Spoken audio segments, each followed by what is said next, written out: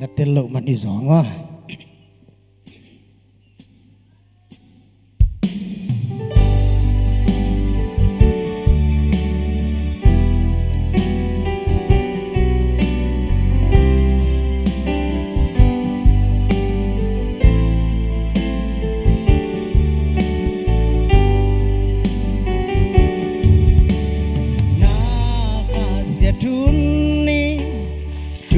Panasan lai tagi anne minom ke sim sim minna chupa na lungul na bang hong pian lo chang yi thanne minom ke na til lo man hi so na chupa na hak sanain tu pa na zon thei na hi zo lung gim min nom ke lung ain tu pa o na lung kham nai tu pa na mo thei na hi zo lung neo in nom ke na tu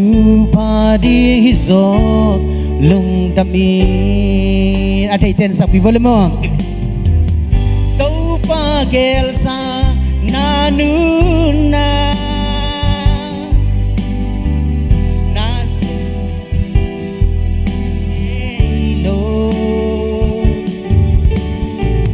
na hoy na di hong gel sa tena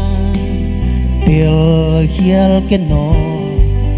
nang hong ito patunga lung kimi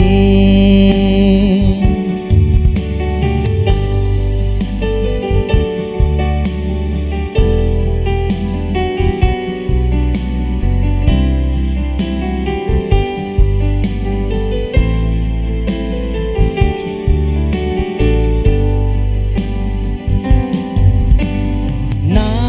tua siya tâu pa nong sắp na hi che phun in tao non kê tâu pa kiang xuân gió in na đầm lộc giang in tâu pa nong tài san kê na chuang na khem piu tâu pa thei lâu ấm lâu chỉ po ki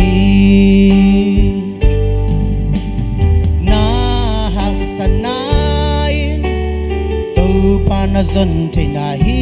zo lung gim min nom ke lung ain tau pa o na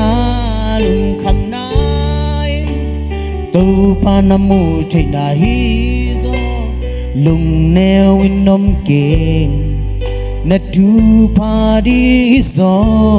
lung damin to bagya sa kam ni mo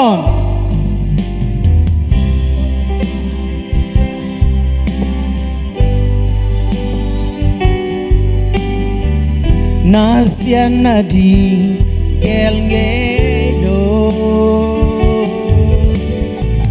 na hoi nadi hong gel sa na il khial keno nang hong ito pa tunga lung kimin to pa gel sa kati sa kamlani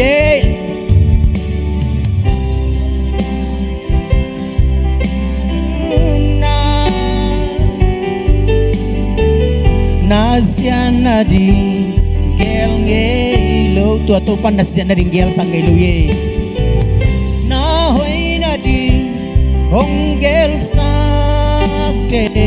na del hiel keno nang hong ito pa tunga lung kimin nang hong ito pa nang hong ito pa tunga lung kimi nang ito pa nangong ito pa tunga lung kimi